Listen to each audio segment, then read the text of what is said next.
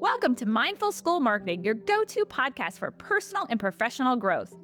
We're school marketers, business owners, and moms passionate about connecting other school professionals with tools and strategies for success.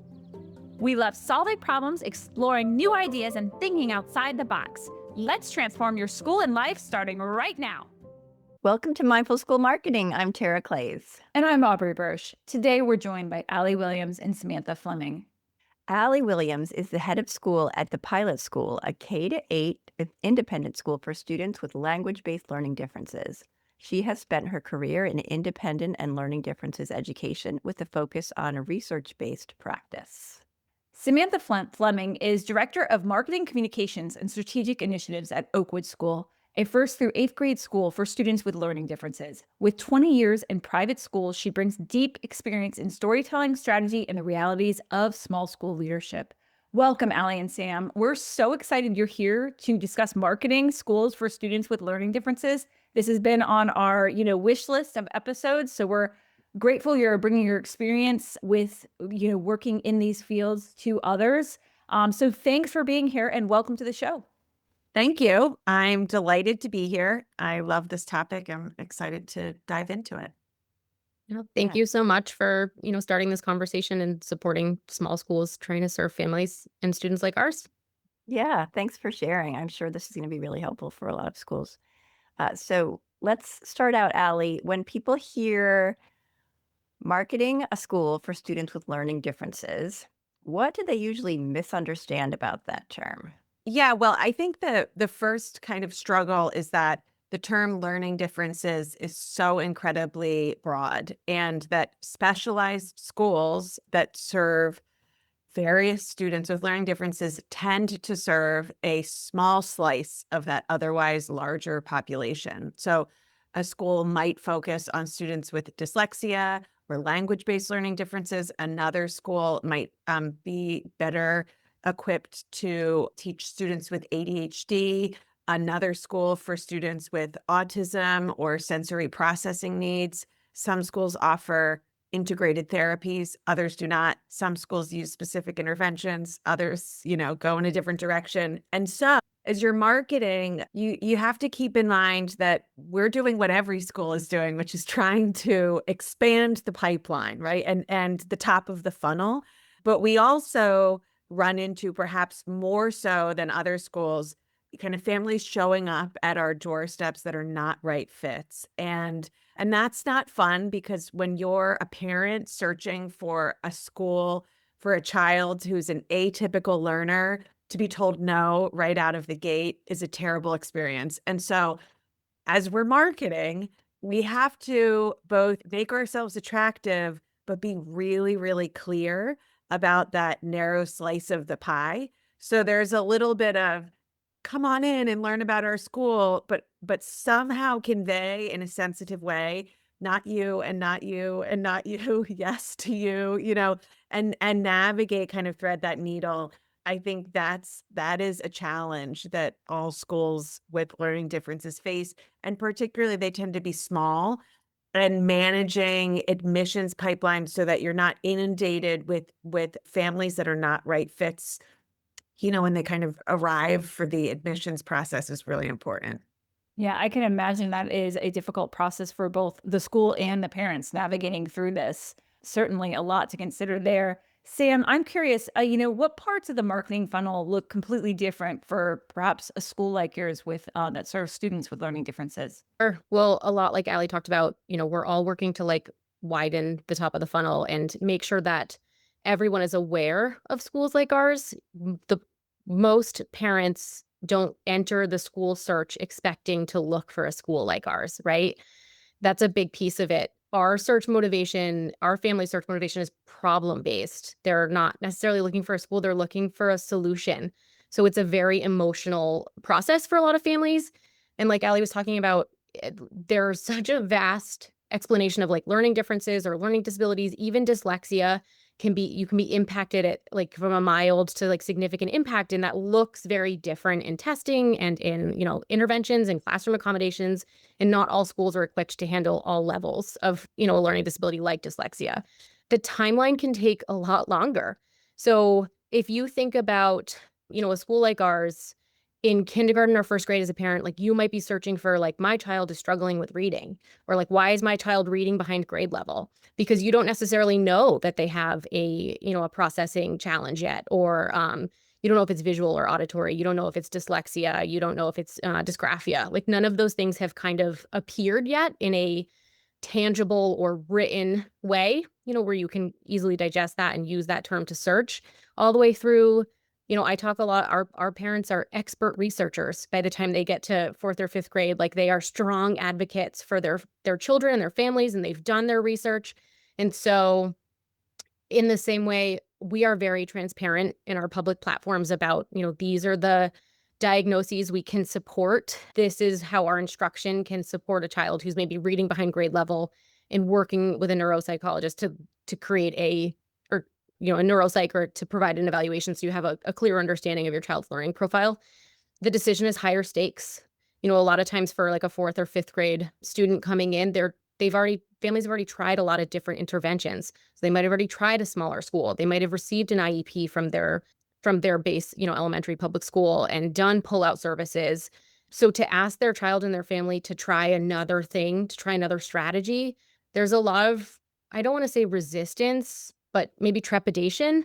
Like they're tired. They're ready to try one more thing. And so all of that comes into account when you're working through like a marketing funnel. Like you're not selling, like you're not like going out there and putting out a sign and being like, we're the best and we can do all these things. Like you're being really thoughtful about the people and humans you're working with and how much they're carrying to the table when they pick up the phone to call you. Can I add one more thing to that? Yeah. I agree with everything Sam said, and I will just add that there's a financial nuance to the marketing funnel, in that most private schools, when parents go to research private schools in their area, they've already committed to the idea of paying for school, because they're researching independent schools, and otherwise, they would enroll their child in the local public school. As Sam mentioned, like our families are trying to solve a problem. So we have a pretty critical mass of our students are families who never planned on engaging in tuition-based schooling. And so there's like, in marketing, you talk about friction points. Like there's all of the things that we have to market to that Sam mentioned around like the emotional journey and matching kind of their new knowledge to our proposed solution. But then there's also the sticker shock of like, I was planning on free education through my local school district, and now I have this enormous expense that I had not financially planned for. And we have to get over that hurdle as well with all of those families. That's so important, Alli. Thank you for pointing that out. Like that's a huge part of the like decision being higher stakes, is like suddenly you're looking at paying college tuition in third or fourth grade, which was not necessarily on the list of things you planned for, right? So That's so helpful. That's a really interesting point. And I want to talk now about websites and messaging, because, that's what I focus on. And I know Sam and I have had conversations about websites. And so, typically a website is more of like a sales, why our school is great. And as you mentioned, I mean, it's a really good point to transition into this for parents who are maybe already planning on paying a tuition, but the parents you're talking to are, they are not in a maybe necessarily the same kind of place that another type of independent school parent is in.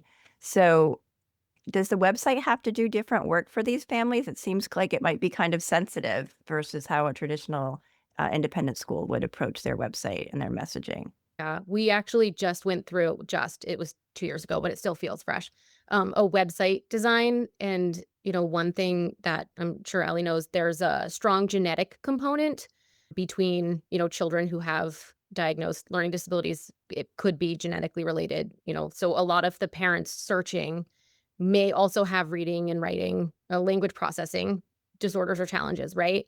So when we went to design the website, a lot of the cool, trendy stuff that's out there, I was like, no, like this isn't easy for our families to read. This is not scannable. This is not, this looks cool to have a big video with text over it, but it's hard for, a student or an adult with dyslexia to read text over images. So we're not going to do that. So we did a lot of research in intentionally designing and organizing and structuring the website, including things like always using left align, sans serif text, not doing huge chunks of text, using bullet points. And I'm sure, Alli, you think about this all the time, but like our families love the information on the website. So my job as a marketer is not to edit out the content, it's to package the content. So I'm not going to take away information that our parents want to find when they're starting the research process. So they want to know all the details of like our teacher professional development. They want to know the details of like, how does your math class, how is your math class structured to support my child with dyscalculia? Those things are still on there. It's my job to package it in a very easily readable and scannable way. So that's a big piece of it. That's so Alli, interesting. yeah, Okay. go ahead. No, go ahead. I was going to say, Alli, do you have anything to add to that? No, I mean, I think that's really interesting. And and that is another just ongoing, I'm glad Sam brought up the genetic nature of learning differences, is that it is the accessibility of parents towards both in kind of internal marketing that schools take on to their existing parents, but also being kind of predictive about that in prospective families and how you build your marketing material and your website around that. I mean, it is so incredibly important, and both the volume and the modality and kind of the style of communication, there is just a kind of confounding variable in schools that serve families with learning differences that has to be considered all the time, for sure. I'm so in awe of the many different layers that this type of marketing has to you really have to think about so many things with such care and consideration, right? And I think one of those things, as you were talking about website, I was thinking, the journey for these parents is certainly different, because, the things that we've mentioned so far. And, but as they're looking at your website and stuff, perhaps they're thinking, oh, but I want this, but I also want all these different things for my child. Like I want them to have, all the things, right? If they're, going to be, I want them to have like this ideal educational experience and social experience that I'm thinking, right? So I'm curious, like if families are coming with these two different things, this need, but also this desire to be a part of a school community. Can you talk, Alli, a little bit about that tension and how it shows up in real marketing decisions? Yes. And this is something, when our school recently changed our external marketing team, and it was really important as we were interviewing firms that they understood that we had to do two things at once, that we needed to look like every other school that's out there, and at the exact same moment, look like no other school a family has ever seen, because they arrive having gone through or in the middle, enmeshed in an emotional journey where they are coming to terms with the fact that their child needs something different. And they're mourning the loss of a more typical journey that they had thought that they would be going on. And so what they want for their child is a school with homecoming and sports and musical theater and like a lot of the trappings of a kind of larger, unspecialized, typical school experience. And they're looking for the indicators that their child is going to have a typical childhood, that they'll make friends, that they'll develop passions, that they'll have all of the expected ups and downs and features of a typical childhood and school experience. But they also are beleaguered and often like kind of exhausted by the fight that they've had to engage in and the researching that Sam mentioned earlier. And they just want a solution. They want a school that is doing it differently and is going to offer their child something they haven't experienced before. They want to finally have homework hour go well, or pick up their child and not have them in tears, I just not get the phone call every night about how their child's doing X while everyone else is doing Y, so they're looking for something dramatically, and also they want a school that looks like what they're leaving or what they imagine for their child. And so it certainly, puts real pressure, and there's a real responsibility of specialized schools to think deeply not only about the kind of niche expertise or the specific interventions they offer, but also that they're tending to the trappings of school in general, and then marketing that, like that the both the ad placement, but also social media and some of the more softer forms of marketing are displaying joyful childhood or just like hard academic work, and also activities like occupational therapy or niche programming that does stand out as markedly different.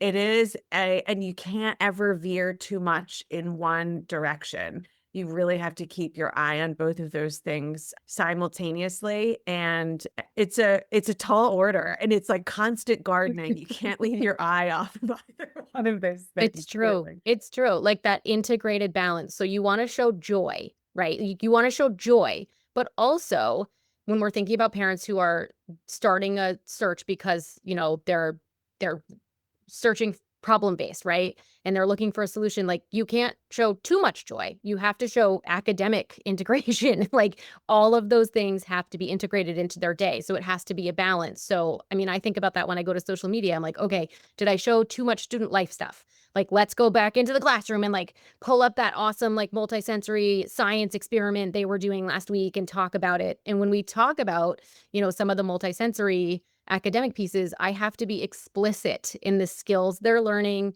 and how it connects to like the overall curriculum and the diagnostic teaching. I can't just put up a picture of some kids doing a science experiment with, pouring liquids into a jar and talking about like viscous fluids. I have to say specifically how that ties into our, overall marketing plan and the tenets of our academic program. Like Alli was saying, I think as parents, we all want our kids to like experience joy and learning and confidence and, become independent in their school settings. In their homes, parents of students with learning differences know that their child is bright and curious and creative, and they want the people who are spending 6 hours a day with them to know that too. So that's a big piece of it. They want that connection with their teachers and the administrators. And so that's a big piece of what comes into the marketing, is ensuring that like your child will be known and understood here. And there's a whole support team of adults who are ready and willing to take that on and be a part of your team as a parent, maybe for the first time, right? So that's important. Yeah, what you're describing sounds so tricky. It sounds like walking on walking on a tightrope a bit. I mean, and I'm curious about the language and the terminology when we're talking about messaging, because I think that can be very sensitive, using the wrong terms, an outdated term, how people refer to learning differences, disability, all of those different terms and how they're used or are not used anymore. How do you keep up with that? And do you struggle with that in how you're talking about the different types of learning challenges that your families may be looking to find help for? Well, to go back to like our website redesign, our website before 2024 used the term learning differences exclusively. And in conversations with, our academic team and our admissions director, I kept saying like our parents are a little bit more educated. Like what I'm seeing in the market right now, I think we need to shift the term to the way it's used in an IEP, which is specific learning disability, right? Serving dyslexia, dysgraphia, dyscalculia.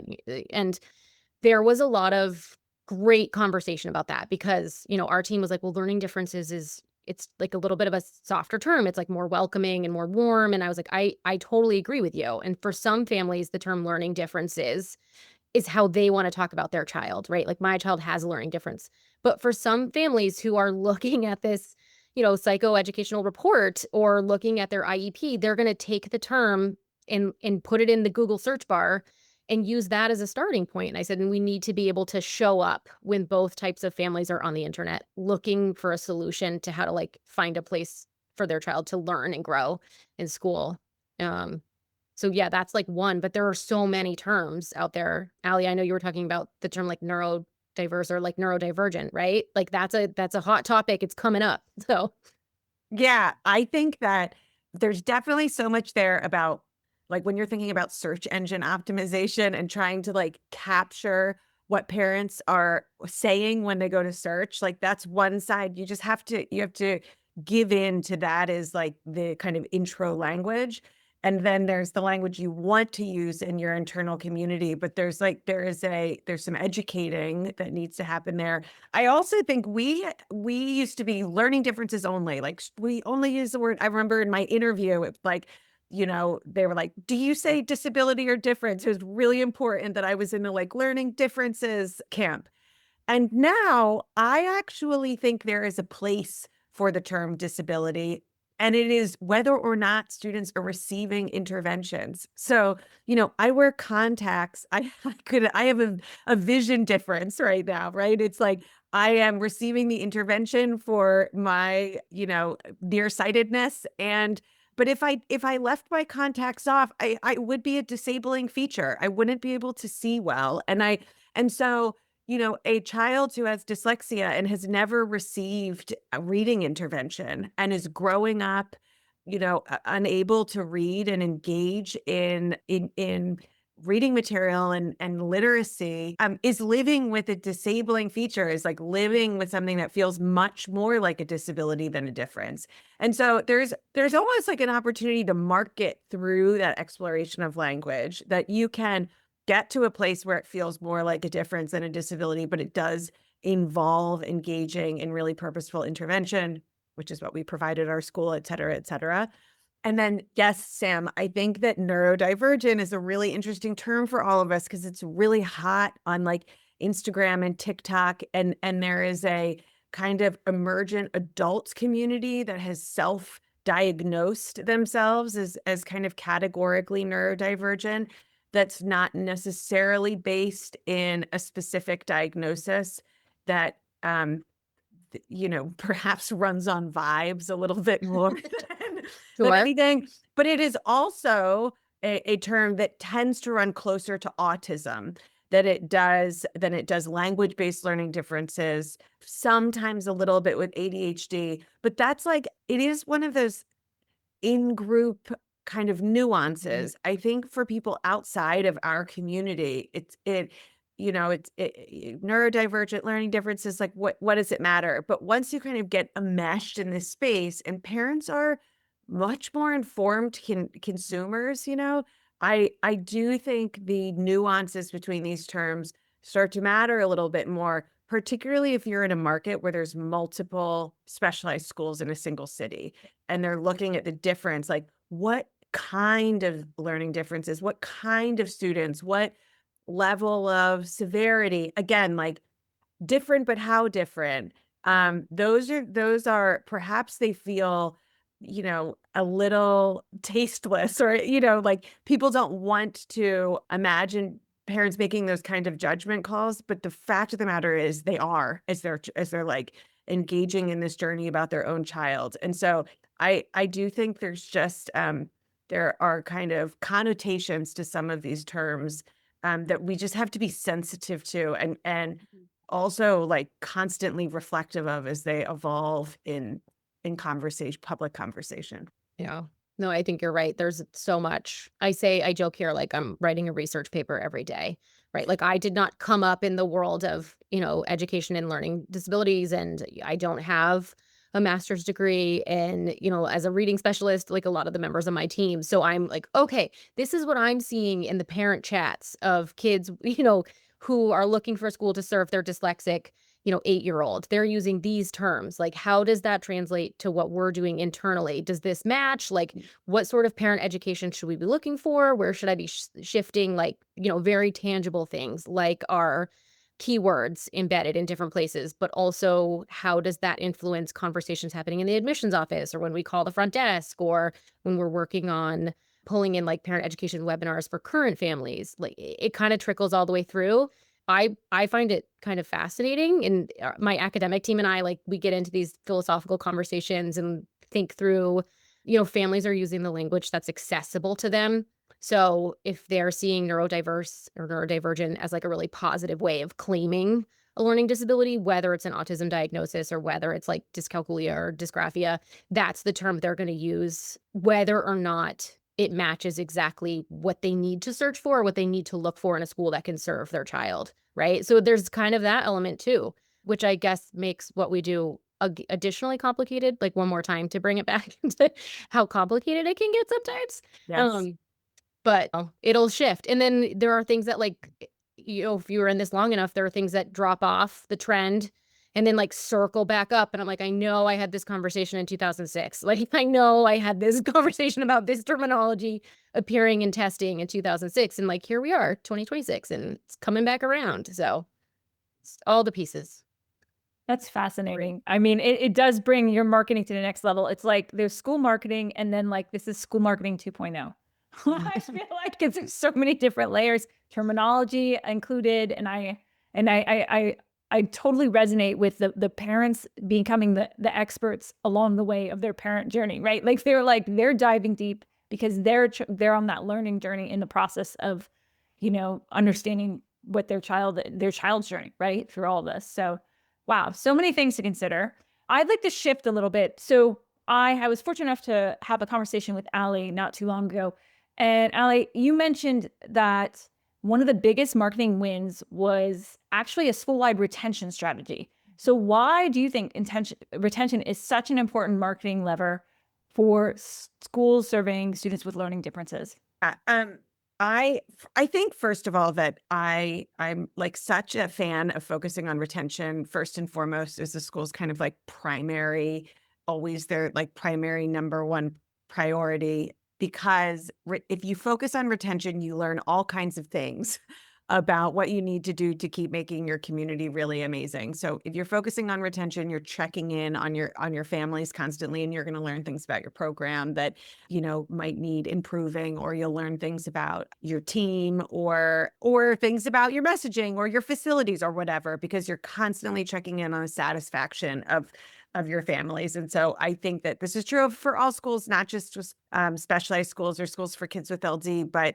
word of mouth is your greatest marketing tool. And so if you have highly satisfied families that are sticking around year after year, they are almost certainly telling their friends.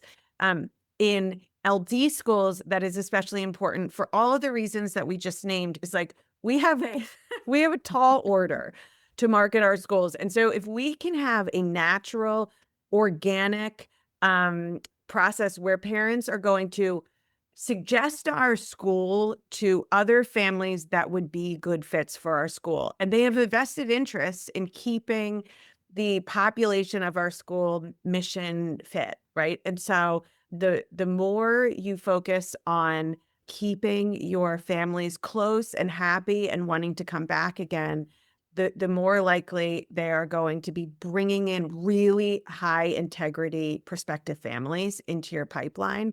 I also think that one of the things that happens as you focus on retention, because you need to do this to have great retention, is you get everyone in lockstep internally, like all of the internal marketing. So a clear internal marketing is a mechanism of good retention. We talk all the time with our teachers, like before parent conferences, before any big community event where we're going to have everyone on campus, about the like talking points, the value proposition. A funny thing in schools for kids with learning differences is as soon as they start to have success, parents are like, is it time to leave? Like that. If they they're no longer failing at school, is it time to go to, is it time to go elsewhere? And so we're constantly practicing the messaging of they are succeeding because they're here. Their success is not an indicator they should leave. Their success is an indicator they should stay. And so as we've worked on retention, what we've also worked on is our kind of elevator pitch, is our internal, clearly articulated value proposition. And then not only are parents amazing word of mouth marketers, but your entire faculty and staff become excellent word of mouth marketers as well. And so I just can't emphasize enough how much I think a concerted retention strategy it's just like lifts all boats. It's a wonderful way to spend your energy, but perhaps especially for schools that have such complicated uphill battles as it concerns marketing themselves. Like, Yeah. No, I think that's so valuable. And we're first through eighth, right? So like our end goal is high school readiness, which is a huge, like when you think about like as an, an LD parent, like preparing, you're like, okay, a ton of content reading, a ton of writing, like independence, executive function skills, organization.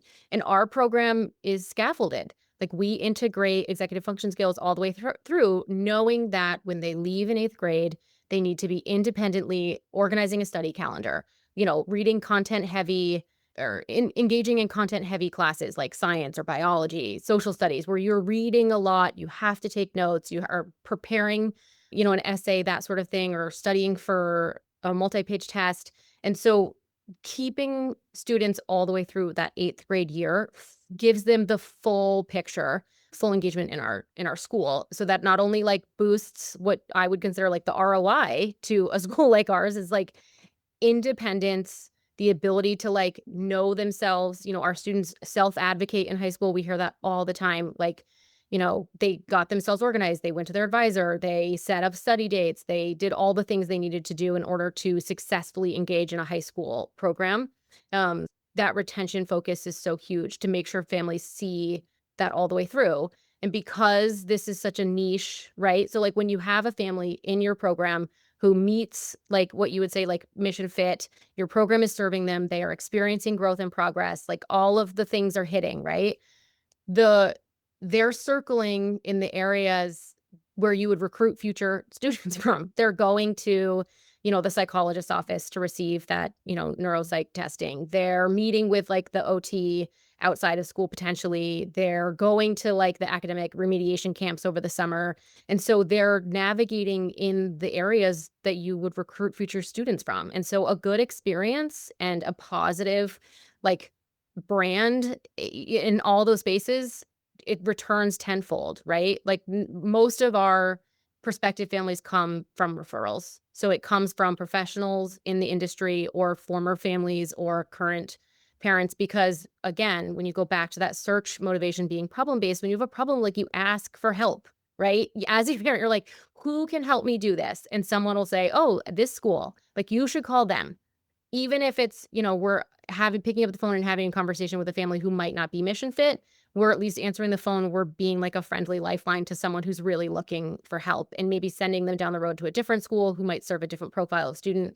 But that retention focus and making sure that your insides match your outsides, right? Like what's happening inside the walls matches what you're saying outside the walls. That's the key to all of it, really. That makes a lot of sense. Sam, I'm curious because I know you have a really strong marketing background. What's some of the most effective tools and strategies that you've used to help market your school? Like specifically some tools, if you would share any trade secrets, maybe. Okay. I think it really comes down to like people. So having, I can't be out of my office taking pictures all the time or, writing blogs or capturing content. So really, like Alli was talking about, like talking about your value proposition, like before school events, talking about like why it's important, or making sure that event design takes into place like any friction points for families at different points during the year. I'm a data person, so I look at our analytics. It's no surprise to me that our website traffic spikes after quarterly reports in public schools.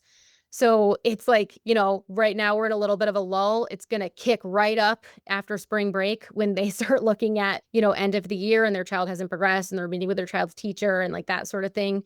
So we time things around that calendar. And year over year for the past 5 years, that is true no matter what. Through COVID, through military transitions in the DC area, like the times of year in which people organically search for schools like ours follows that map. So we have a very targeted event and comm schedule based around that, right? And then ensuring that I'm here to support all of the different departments doing the work. So like the academic team, when they're looking at like our spring learning showcase, we met this morning and talked through it because they're coming from the perspective of like they want to make sure that all the teachers and the students are organizing a great way to like showcase learning. And I'm coming at it from the perspective of, okay, we're gonna have 200 cars pull in at the same time. So like what door and room makes the most sense to like welcome everybody, and how can I support this event and streamline so everybody has a really positive experience with like the least amount of friction points, right? Showing joy in social media and balancing that joy and being specific and explicit in like the skill set and explaining the academic pieces so that parents get a full picture of what their child is experiencing. Trying to think, in general, it's just kind of keeping all of your buckets, looking at your calendar and being strategic in your timing, and working really closely with the people inside the building who are excellent at their jobs. It is a privilege to talk about the work that our teachers and our team and our kids are doing here, right? Like that's a huge privilege. So being able to share those moments is a big part of our marketing strategy. Thanks, Sam. And I know from talking to you how important data is. And I love that you mentioned that you've tracked the data and you're like, okay, so this is when we'll probably see, an uptick in interest in our school. So fascinating. So I'd like to ask this question. So there might be schools listening right now who, aren't specialized in learning differences. Like they are just maybe a more traditional like school. What do you think? What are some things that they can learn from the work that you've been doing in your school around marketing? Yeah, I think that one of the things that's true of consumers in general, but parent consumers of school tuition is that they're incredibly informed. And it's not just parents of kids with learning differences, it's parents in general. And now, I can go online and take a 27-point quiz to find out which shampoo I should buy, right? So if I can do that for any product, that is like the new expectation for what schools, need to offer a child. So that kind of like curated concierge service. And so our schools need to be a lot of things for our students, but I think parents, I hear it all the time when families come and tour for one of their children, right? They've got 3 kids, one of them has dyslexia. And they tour our whole school and they say, all schools should really be like this. All schools should be this responsive. All schools should run on this ratio. All schools should integrate this level of expertise. All schools should be this intentional. And so there is a funny thing in independent schools, particularly as they're pressured to be all things to all people, that they forget that they are first and foremost schools and should be experts in teaching and learning. So I think there is a lesson in that, from schools for kids with LD end up being thought leaders. They are educational experts, and they really have to get into the granular details of who their mission fit child is, what is the best pedagogical practices for those mission fit kids. And it's not just the teachers that need to know that. Like the marketing team needs to know that, and the admissions team needs to know that, and the fundraisers on the development team need to know that. Like everyone becomes an expert in teaching and learning in an LD school. And I think that if that happened in all schools, I think also, like you would see higher performance there as well too. And so I do think that what we need is what other schools should, what we need to do, other schools should strive to do, I would say. I love I that. I totally agree. I think there's a lot of movement in parent choices in public schools, charter schools, online schooling. And so independent schools could do themselves a service by kind of taking a hard look at their messaging and their websites and kind of their process and their offerings, and determine whether or not they've left the door open for somebody who might not think that private school is, on their bucket list. Yeah.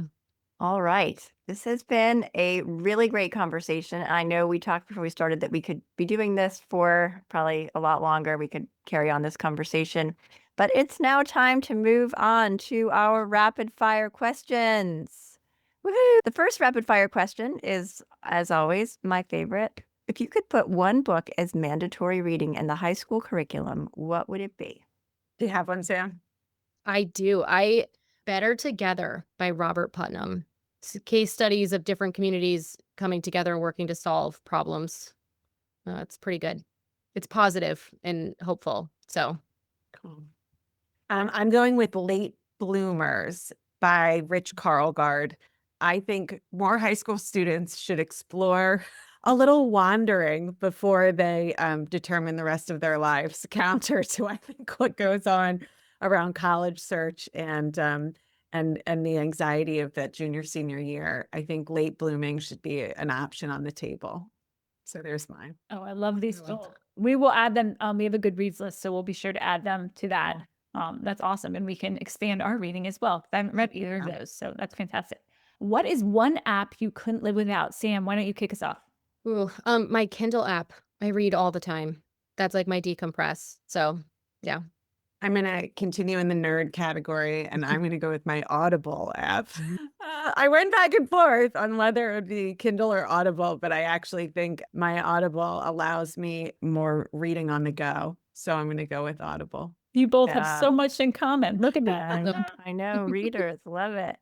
All right, well then, what are you reading right now? I actually am just cracked this open in physical form. I'm reading The Story of Stories, and it's by Kevin Ashton. It's this kind of like epic exploration of storytelling from sitting around fires in the early man all the way up to TikTok and AI. So it's really, really interesting so far. And you know, it's one of those like sweeping narrations and it's so far so good. Cool. That's awesome. Now I'm blanking on the author, but I'm reading Janesville, An American Story, which is about the last General Motors plant in closing back in 2008. And it talks about like it's different profiles of the people in the town and like how they rallied and coming together. And it's pretty interesting. These are two fascinating, but we will also add these to our Goodreads too. This is so fun. I love this conversation. I love that you all are also continuing to learn, you know, beyond, you know, all the time. So fantastic. Well, I mean, as we wrap up the show, we first want to thank you for being here. And second, where can people find you? I mean, you all have, this conversation has been just so enlightening and so positive and just informative for, I'm sure it's been for Tara and me, as well as our audience. Where can people find you to connect? Alli, do you want to kick us off with that? Sure. I am not particularly active on social media, but I do keep a LinkedIn. And so Alli Williams on LinkedIn. I'm the head of the school at the pilot school. And that's the easiest way to track me down. Or you can go on our school website, learn all about pilot, and find my email that way too. That's so funny. You could also find me on LinkedIn. I do social media for my job, so I do not do it for my personal life. But I'm there, so you can find Samantha Fleming on LinkedIn, or you could go to our website. And I don't think you could actually email me directly because I turned all that off for our teachers, but you can email our front desk and they'll forward it. Thank you both again for being here Thank and you for so sharing with much. our audience. We really appreciate it. Thanks for joining us on the Mindful School Marketing Podcast. We'd love it if you pop into iTunes and leave a review, 5-star preferred. Let us know how you like the show. It helps us improve what we're doing and helps others find us too.